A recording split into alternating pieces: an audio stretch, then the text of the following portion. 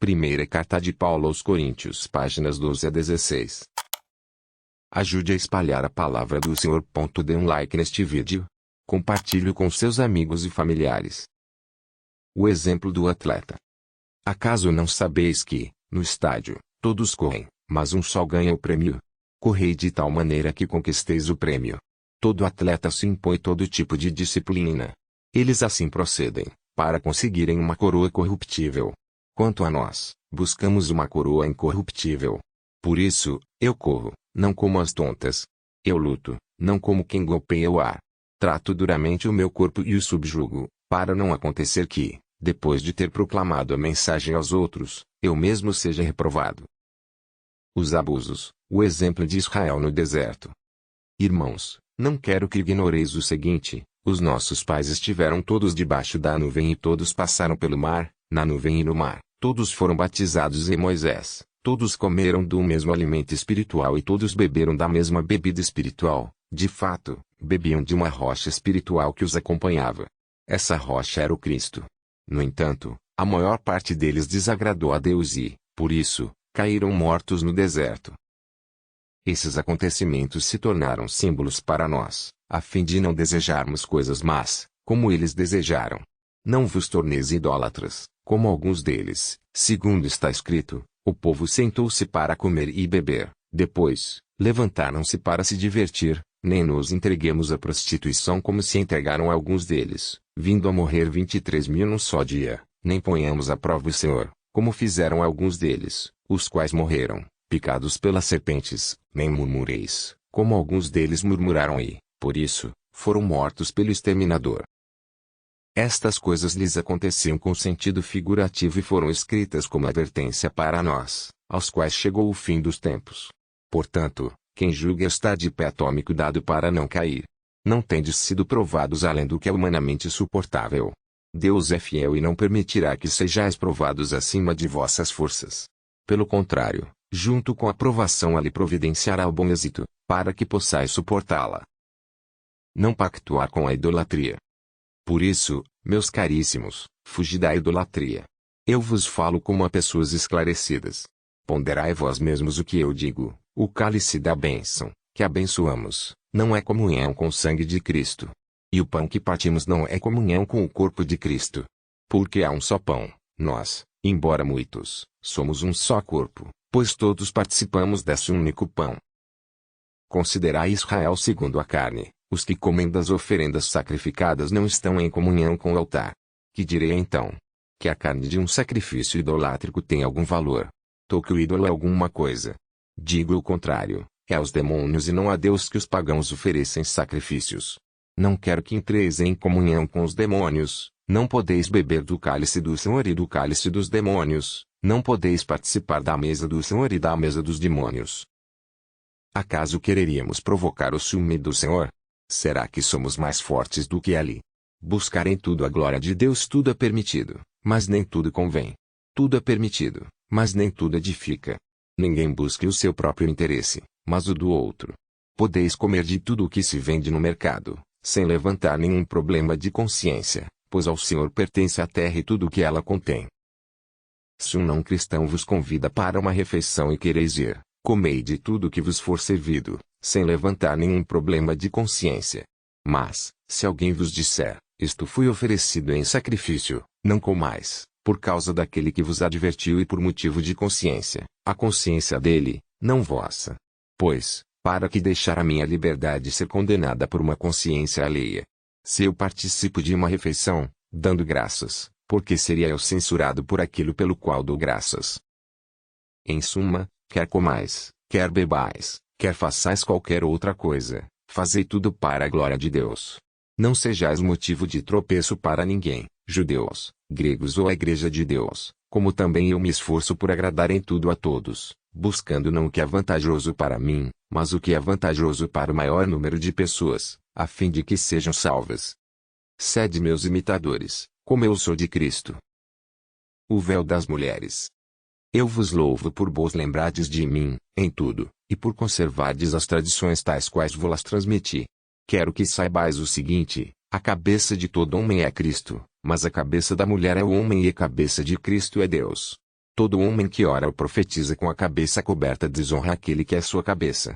Por outro lado, toda mulher que ora ou profetiza com a cabeça descoberta, desonra aquele que é sua cabeça, pois é como se estivesse com a cabeça raspada. Portanto, se a mulher não se cobre com o véu, que ela corte todo o cabelo. Se, porém, é vergonhoso para a mulher cortar todo o cabelo ou raspar a cabeça, então use o véu. O homem não deve cobrir a cabeça, já que ela é a imagem e reflexo de Deus, ao passo que a mulher é reflexo do homem. Pois a mulher é que foi tirada do homem e não o homem tirado da mulher. Mas, a mulher foi criada a causa do homem e não o homem por causa da mulher. Por isso, a mulher deve trazer sobre a cabeça um sinal de autoridade, em atenção aos anjos. No entanto, diante do Senhor, como a mulher depende do homem, assim também o homem depende da mulher. Pois como a mulher foi tirada do homem, assim também o homem nasce da mulher, e tudo, afinal, vem de Deus. Julgai por vós mesmos, será conveniente que a mulher ore a Deus com a cabeça descoberta? A própria natureza não vos ensina que, para o homem, é vergonhoso deixar o cabelo crescer, ao passo que, para a mulher, é honroso ter cabelos compridos, porquanto os cabelos lhe foram dados como ornato.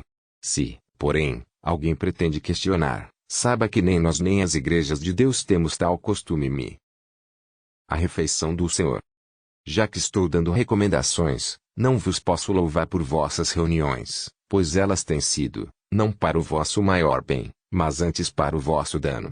Primeiro, ouço dizer que, quando vos reunis como igreja, têm surgido dissensões entre vós. E, em parte, acredito. É necessário que haja até divisões entre vós, para que se tornem conhecidos os que, dentre vós, são comprovados. De fato, quando vos reunis, não é para comer a ceia do Senhor, pois cada um se apressa a comer a sua própria ceia e, enquanto um passa fome, outro se embriaga. Não tendes casas para comer e beber? Ou desprezais a igreja de Deus e quereis envergonhar aqueles que nada têm? Que vos direi? Acaso vos louvarei? Não, neste ponto não posso louvar-vos. De fato, eu recebi do Senhor o que também vos transmiti. Na noite em que ia ser entregue, o Senhor Jesus tomou o pão e, depois de dar graças, partiu e disse: Isto é o meu corpo entregue por vós. Fazei isto em memória de mim. Do mesmo modo, depois da ceia, tomou também o cálice e disse: Este cálice é a nova aliança no meu sangue. Todas as vezes que dele beberdes, fazei-o em minha memória. De fato, todas as vezes que comerdes deste pão e beberdes deste cálice, estareis proclamando a morte do Senhor, até que ele venha. Portanto, todo aquele que comer do pão ou beber do cálice do Senhor indignamente, será culpado contra o corpo e o sangue do Senhor.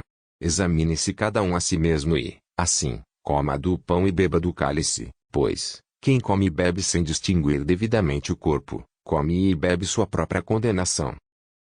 É por isso que há entre vós muitos enfermos e doentes, e não poucos têm morrido. Se nos examinássemos, não seríamos punidos. Mas, punindo-nos, o Senhor nos educa, para não sermos condenados com o mundo. Portanto, meus irmãos, quando vos reunirdes para a ceia, esperai uns pelos outros. Se alguém estiver com fome, coma em casa, para que vossas reuniões não sejam para vossa condenação. Quanto ao resto, providenciarei quando chegar aí entre vós. Manifestações do Espírito. Agora, a respeito dos dons do Espírito, irmãos, não quero que vivais na ignorância. Sabeis que, quando ainda pagãos, éreis como que desviados e levados para o culto dos ídolos mudos. Por isso, agora eu vos declaro que ninguém, falando sob influência do Espírito de Deus, vai dizer, Jesus seja maldito, como também ninguém será capaz de dizer, Jesus é Senhor, a não ser sob influência do Espírito Santo. Há diversidade de dons, mas o Espírito é o mesmo. Há diversidade de ministérios, mas o Senhor é o mesmo. Há diferentes atividades, mas é o mesmo Deus que realiza tudo em todos. A cada um é dada a manifestação do Espírito, em vista do bem de todos. A um é dada pelo Espírito uma palavra de sabedoria, a outro, uma palavra de conhecimento segundo o mesmo Espírito. A outro é dada a fé, pelo mesmo Espírito. A outros são dados dons de cura, pelo mesmo Espírito. A outro, o poder de fazer milagres. A outro, a profecia. A outro, o discernimento dos espíritos. A outro, diversidade de línguas. A outro, o dom de as interpretar. Todas essas coisas as realiza um e o mesmo Espírito, que distribui a cada um conforme quer. Um só corpo, muitos membros como o corpo é um, embora tenha muitos membros, e como todos os membros do corpo, embora sejam muitos, formam um só corpo, assim também acontece com Cristo. De fato, todos nós, judeus ou gregos, escravos ou livres, fomos batizados num só Espírito, para formarmos um só corpo, e todos nós bebemos de um único Espírito. Com efeito, o corpo não é feito de um membro apenas, mas de muitos membros. Se o pé disser, eu não sou mão, portanto não pertenço ao corpo, nem por isso deixa de pertencer ao corpo. E se o ouvido disser, eu não sou olho, portanto não pertenço ao corpo, nem por isso deixará de pertencer ao corpo. Se o corpo todo fosse olho, onde estaria o ouvido? Se o corpo todo fosse ouvido, onde estaria o olfato?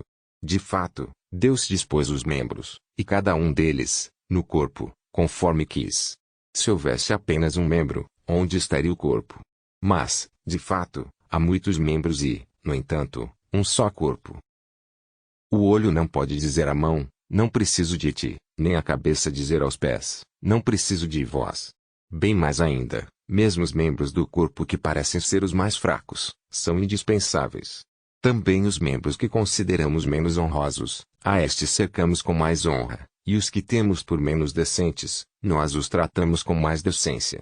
Os que consideramos decentes não precisam de cuidado especial. Mas Deus, quando formou o corpo, deu mais honra ao que nele é tido como sem valor, para que não haja divisão no corpo, mas, pelo contrário, os membros sejam igualmente solícitos uns pelos outros. Se um membro sofre, todos os membros sofrem com ele. Se um membro é honrado, todos os membros se regozijam com ele. Vós todos sois o corpo de Cristo e, individualmente, sois membros desse corpo.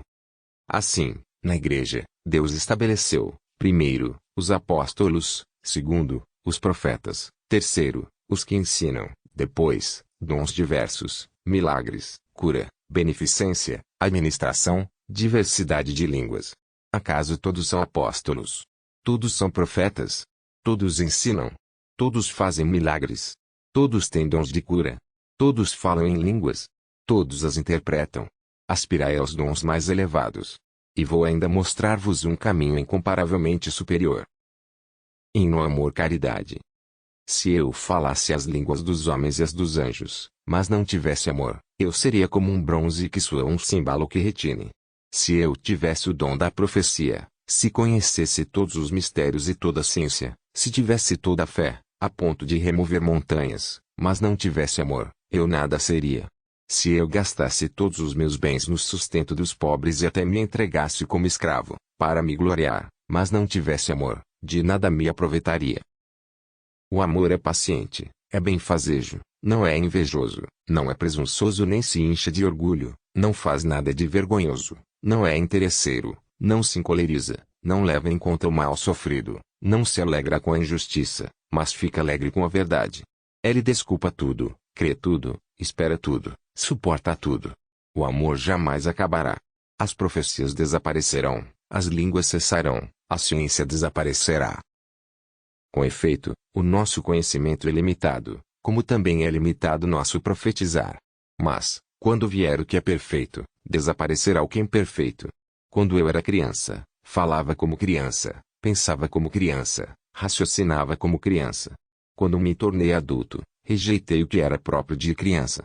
Agora nós vemos num espelho, confusamente, mas, então, veremos fase a fase. Agora, conheço apenas em parte, mas, então, conhecerei completamente, como sou conhecido. Atualmente permanecem estas três: a fé, a esperança, o amor. Mas a maior delas é o amor. Leia a Bíblia todos os dias. Assista a estas videoleituras de cada livro. Veja também as outras playlists. Cada uma traz o texto completo dos outros livros do Novo Testamento.